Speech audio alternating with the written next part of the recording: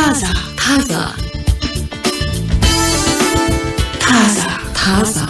ከእናንተ ጋር ነን። እሺ ተቆላተሽ ማስቲካው ነው እንዴ? ማስቲካ እየበላው ነበር። አንድ ጓደኛችን ይል ነበር አይደል? ለአንድ ለስላሳ ጣፋጭ ጠጥቼ አስላላልቅ ብሎኝ ሰዓቱ ብሎናል። ከኔ ጋር ነበር እና አኮለታትፎት ሚሪ እንደሆነ አስቀምጦ ሊመራ ከዛ አፉ እንዴት ይከፈት አድማጮቻችን ይላል በየመሃሉ ባፍሻ አይወጣም። እሺ አጋጥማል እንግዲህ እሺ እናንተ ጋር ነን። ሌሎችም ተመርጠዋል። ያው ኛ ጋር እንድትሆኑ በአክብሮት እንጋብዛለን። ትክስ በጋሻውና ጸገነት ላቀ አብረናችሁ አለን።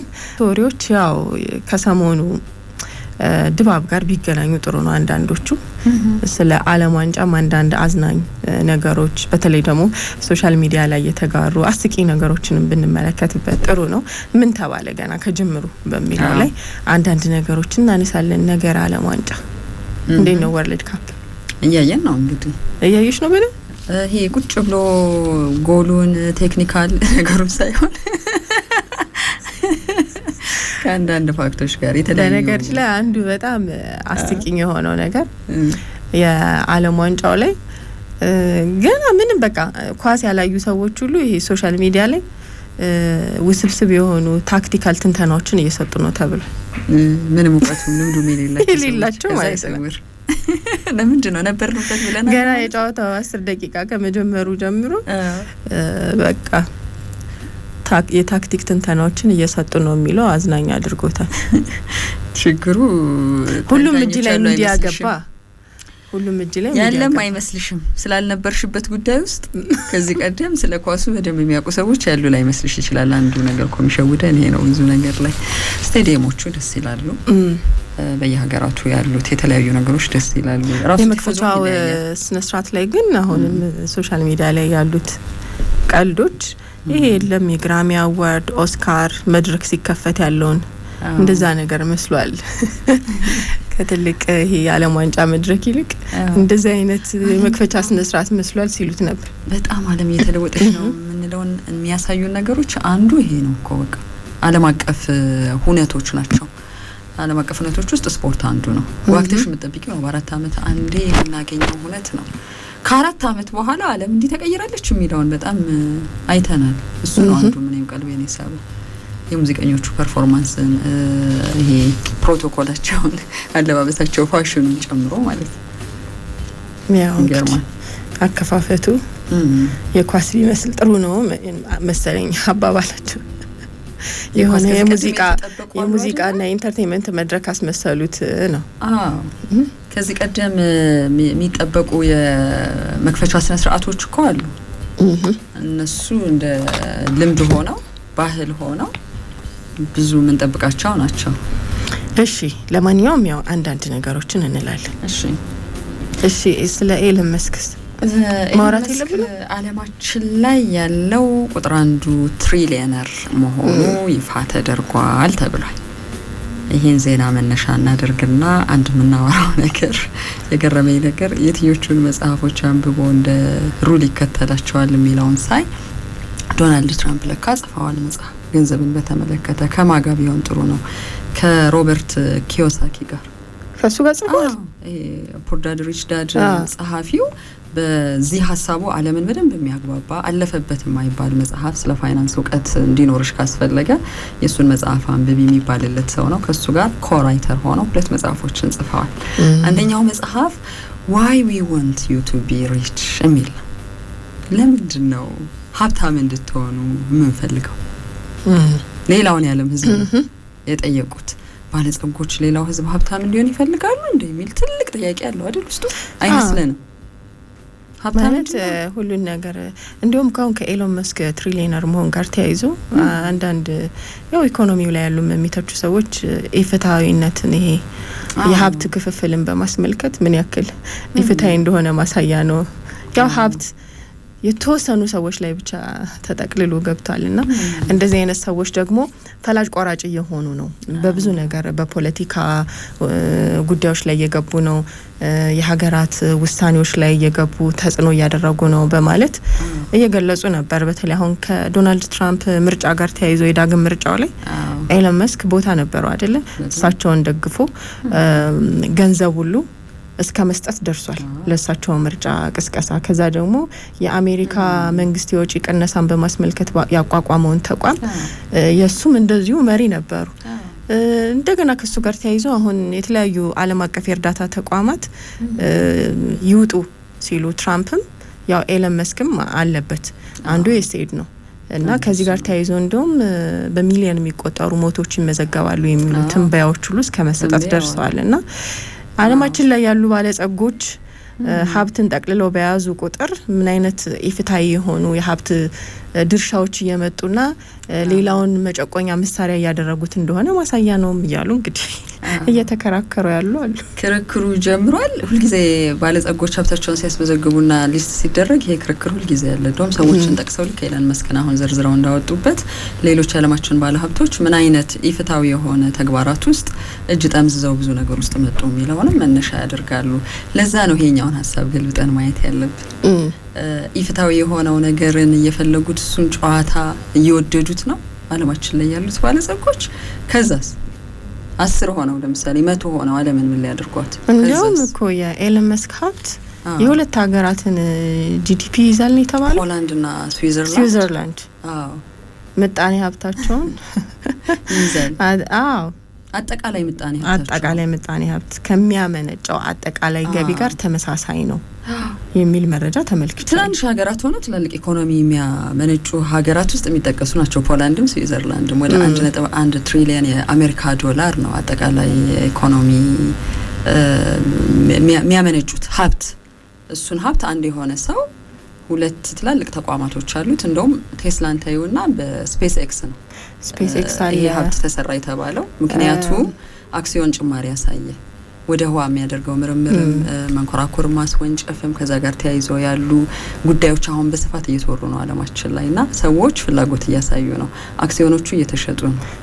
ይሄ የሮኬት የቴሌኮሙኒኬሽንና ኤአይ ኩባንያዎቹ በአክሲዮን መገበያው ላይ እስከ 2.7 ትሪሊየን ዶላር ካስመዘገቡ በኋላ ነው ይሄ የ1.1 ትሪሊየን ባለቤትነቱን ያስመዘገበው የሚለው ተገልጿል። ስፔስ ኤክስ ላይ ብቻ 42% ድርሻ እንዳለው ተገልጿል። በስፔስ ኤክስ ያለው የአክሲዮን ድርሻ 767.1 ቢሊዮን ዶላር ነው።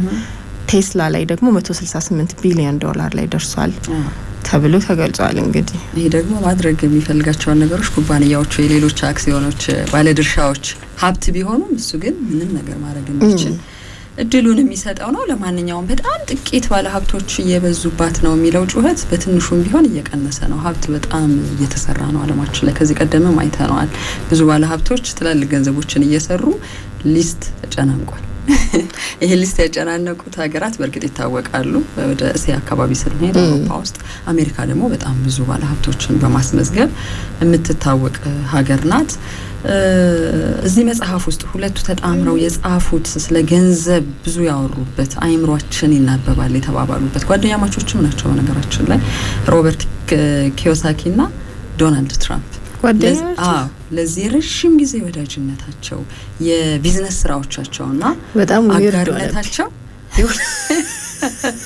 አይመስልም አንዳንድ ነገር አይደል?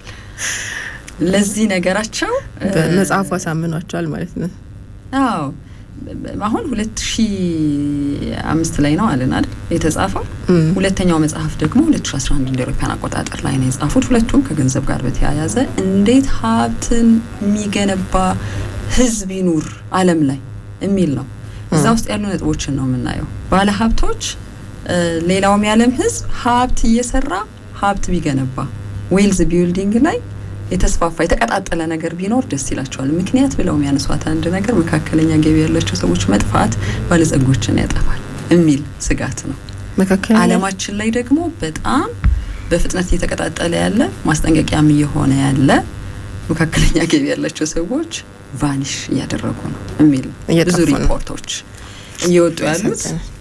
ለዛ ነው ብዙ የፋይናንስ መካከለኛ ገቢ ያላቸው ሰዎች ብትሆን ደስ ይለኝ ነበር እኔ ባለጸጎች የሚበዙትም እንደዛ ሲሆን ለዛ ነው አሁን ጠላቶች አይደሉም ባለጸጎች መካከለኛ ገቢ ያላቸውና ሀብት የሚገነቡ ሰዎች ሲኖሩ ሀብት በደንብ እየተሰራ ይሄዳል የሚለው ማሳመኛ ነገር ሆኖ አግኝቼዋለሁ።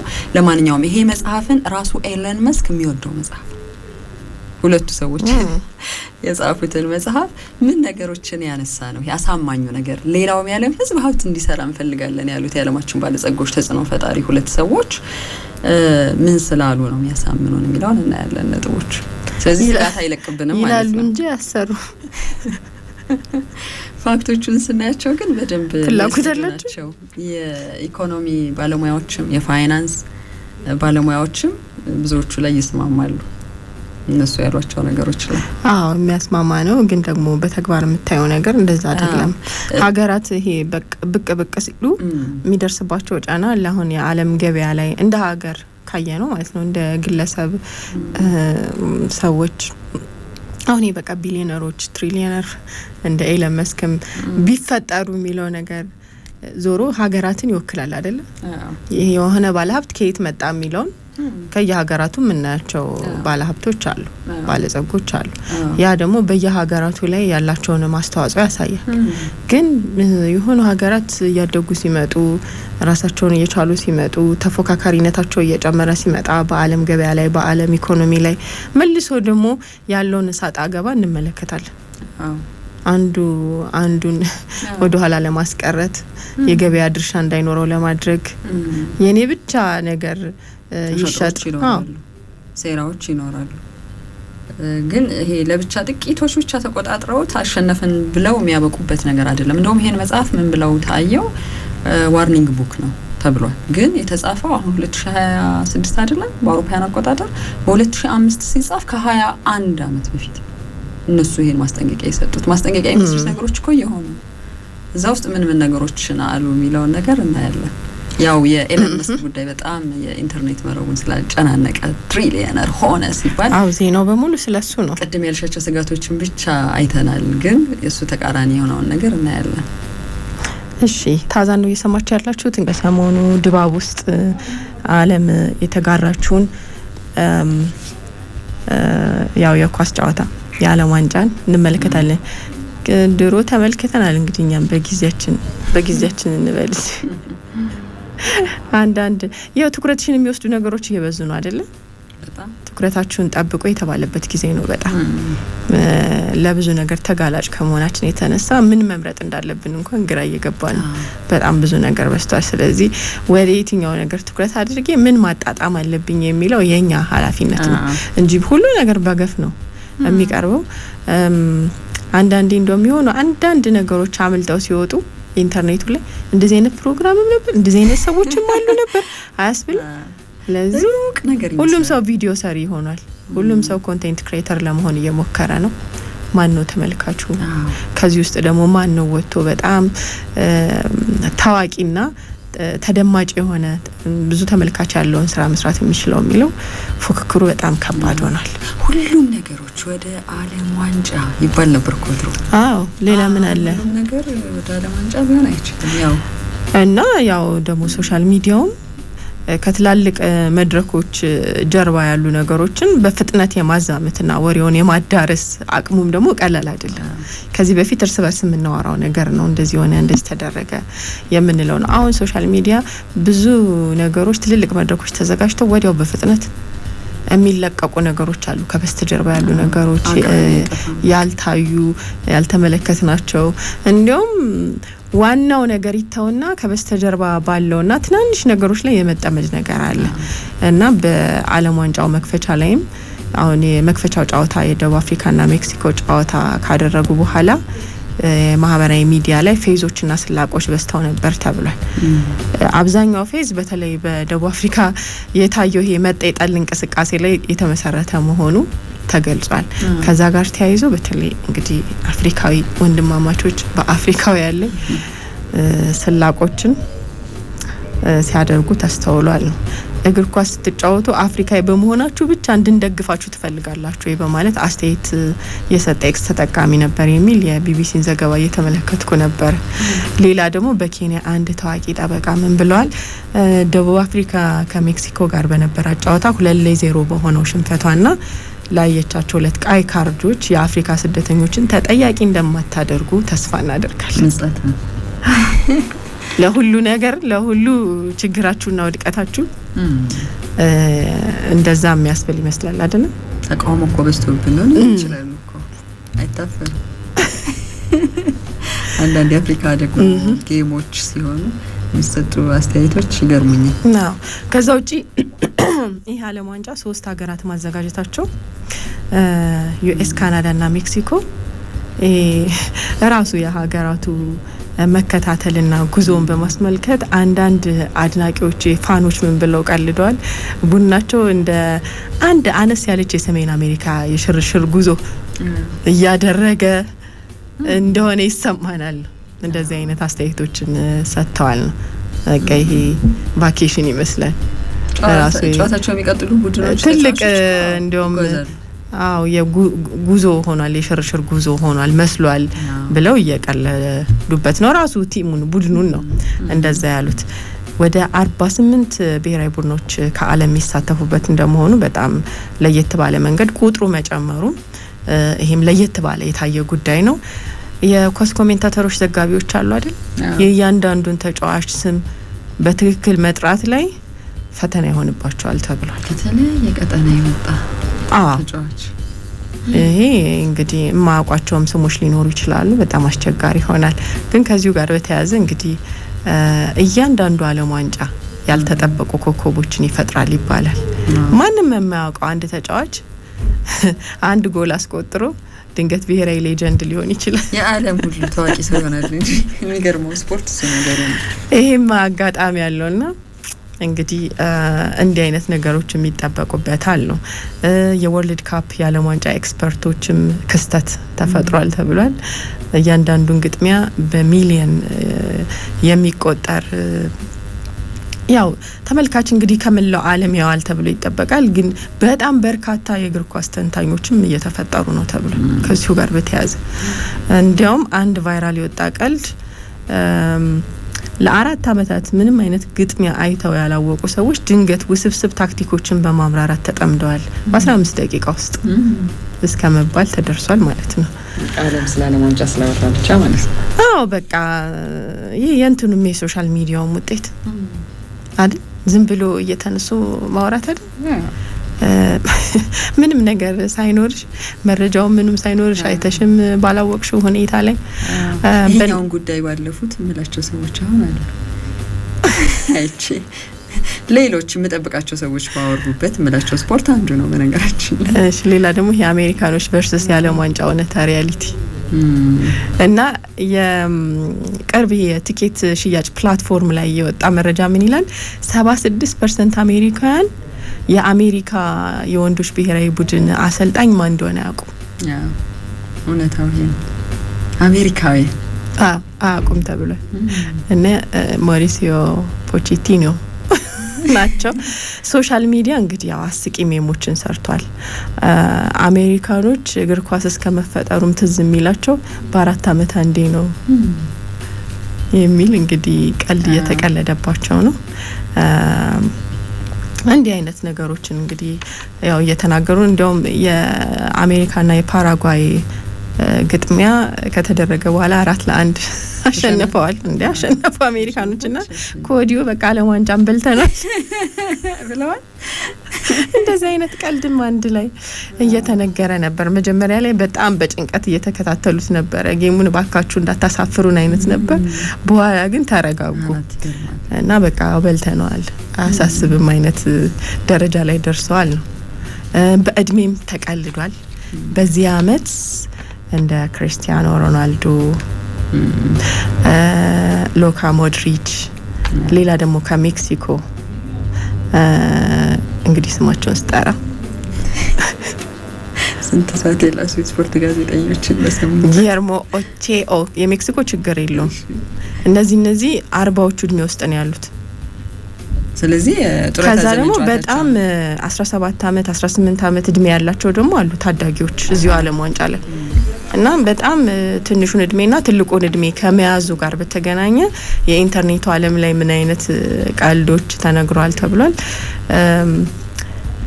አያት በመሆኛቸው የተጫወቱና ይሄ ንቅሳት ለማድረግ የወላጅ ፍቃድ በሚያስፈልጋቸው ተጫዋቾች መካከል ነው የእድሜ ልዩነቱ ለማለት ተሞክሯል ነው እንግዲህ እና ምን ያክል ሰፊ የእድሜ ልዩነት እንዳለ ግን ያው የክርስቲያኖ ሮናልዶን ስታዩ ስንት ነገር ብቃቱን ጥረቱን 40 ምን አላት 40 እኮ ገና የሆነ እድሜ ነው ግን ያው እንደዚህ አይነት ዘርፎች ላይ ገና ነው ማን ነው ትልቅ ናቸው የሚያስብልና ጡረታ የሚያስወጣ እድሜ ነው ግን በልጅነት ስለሆነ የሚጀምሩት ራሱ ስራቸው ደግሞ ኢፌክቲቭ የሆነ ብቁ ሆነው ስኬትን አስመዝግበው ዓለም በትልቅ መዝገብ ጽፏቸው ማለት ግን እነዚህንም እድሜ ውስጥ ያሉ 40 ናቸው አሁን 3 የጠቀስኳቸው ተጫዋቾች 40 ደፍነዋል እድሜያቸው እዚህ ደግመን ላናቸው እንችላለን ከ4 አመት በኋላ መቼም በ44 አመታቸው ተመልሰው ምናልባት አይታወቅም እንግዲህ ክርስቲያኖ ሮናልዶ ብቻ ያው የእድሜ ጋፑ በጣም ሰፊ ልዩነት እንዳለው ለማሳየት ተሞክሯል እና ብዙ ነገሮች ለየት ያሉ ነገሮች አሉት የዘንድሮ የዓለም ዋንጫ በሚል አንዳንድ እንግዲህ ፋክቶችን ለማካተት ሞክረዋል ራሱ 3 ሀገራት ማዘጋጀታቸውና የሀገራቱ ደግሞ ይሄ ከካናዳ ሰሜን አሜሪካ ከዛ ሜክሲኮ በቃ ትልቅ ሮድ ትሪፕ በይ እንዴ በቃ እኮ ጉዞ አለበት ተጫዋቾቹም ሙሉ ቲሙ አንዳንድ ደጋፊዎችም እንደዛው ይጓጓዛሉ እንዴት ደልቷታል ዓለም በትብብር የተዘጋጁ ነበሩ ከዚህ ቀደም በርግጥ ብዙ አይደሉም እንጂ ዓለማችን ላይ ይሄኛው ግን ብዙ ተወርቶለት አይቻለም ይሄ ነገር እንግዲህ እየተወራ ይገኛል ገና ብዙ የሚያስቁ የሚያዝናኑ የሚያስገርሙ ክስተቶች ይኖሩታል ለአንድ ወር ያክል ነው እንግዲህ ብዙ ነገር ቆይታው በዚህ አንድ ወር ውስጥ ብዙ ታሪኮችን የምንሰማበት የዓለማችን አዝናኝ ዓለምን አንድ የሚያደርግ ትልቅ መድረክ ነው ደሞ አሁን ስለ ደቡብ አፍሪካም ካየን ለአንዳንድ ነገሮች ሰላማዊ መድረክም እየሆነ እንደመጣ ማሳየ ነው አይደል ሰዎች እንግዲህ ያላቸውን ቅሬታ ተቃውሞ አንድ ላይ እየገለጹበትም ይገኛሉ ትምርት ከሆናቸው ለደቡብ አፍሪካ ከዚህ ቦታ ስለመጣን ከአንድ ቦታ ከዚህ ቀደም ስናደርገው እንደነበረው ድጋፍ አትጠብቁ የሚለው መልእክት ትልቅ ነገር ምን ነገር አድርገሽ ነው የመጣሽው በምን ነገር አገርሽ ተነስቷል ማንን አስቀይመሻል የሚለው ጥያቄ የሆነው ዓለም ያወቀው ምስክርነት የተሰጠበት ግን አንዳንዶች ምን ብለዋል ይሄ ጥቂት ደቡብ አፍሪካውያን ያደረጉት ተቃውሞ ነው እንጂ ሁሉንም ደቡብ አፍሪካውያን ወክሎ በዚህ ደረጃ ተቃውሞ ብሔራዊ ቡድኑን ሊገጥመው አይገባም የሚልም አስተያየቶችን ሲሰጡ ነበር ብዙ አያስኬድም የጋራ ነገሮች አሉ በነገራችን ላይ በተለይ የጥቃት ሲሆን የጭካኔ ሲሆን የሰብአዊ ድርጊቶች ሲሆኑ ምንም ቢሆን ምንድነው ይሄ አሳልፈው የሚሰጡሽ ነገሮች ናቸው ስምሽ በመጥፎ ነገር እንዲነሳ ብላክ ሊስት ውስጥ እንድትገቢ በዚህ ወቅት እኮ እንዲተደርገው ነበር እዚህ ቦታ የሚለው ነገር ሚዛናዊነትን ጠብቀው አሁንም ቢሆን የሚኖሩ ሰዎች ይኖራሉ ዋብላጫው ግን ተቃውሞ ታሰሚበታለሽ ጉዳዩ ከዛ በኋላ ደግሞ ከዚህ መድረክ በኋላ ሶሻል ሚዲያው ላይም ምላሾች ይኖራሉ ሪአክሽኖች ይኖራሉ አስተያየቶች ይሰጣሉ እና አንድ ቦታ አንድ መድረክ ላይ ብቻ የሚቀር ቅሬታና አስተያየት አይደለም ዓለምን አንድ መድረክ ያደረገው ደግሞ የኢንተርኔት ዓለም መጥቷል ስለዚህ ሰዎች ከየአቅጣጫው አስተያየት እየሰጡበት ነው በጉዳዩ ላይ ብዙ አፍሪካውያን እንደውም ተመሳሳይ አስተያየት ነው እየሰጡ ያሉት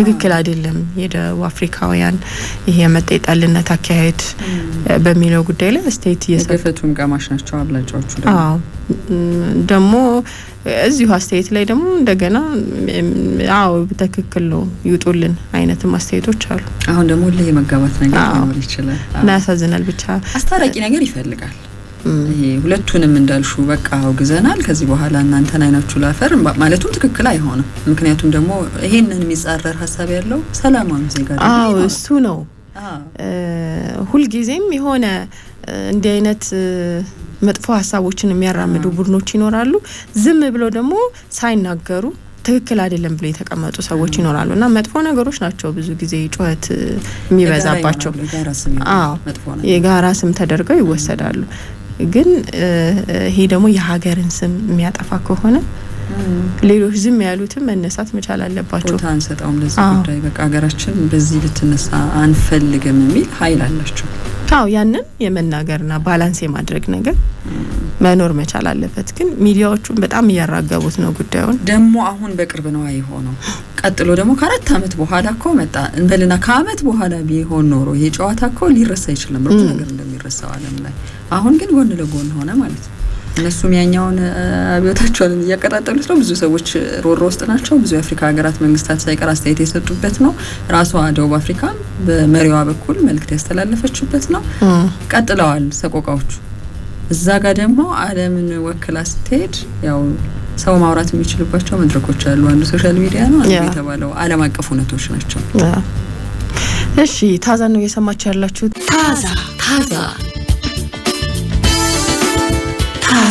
ታዛ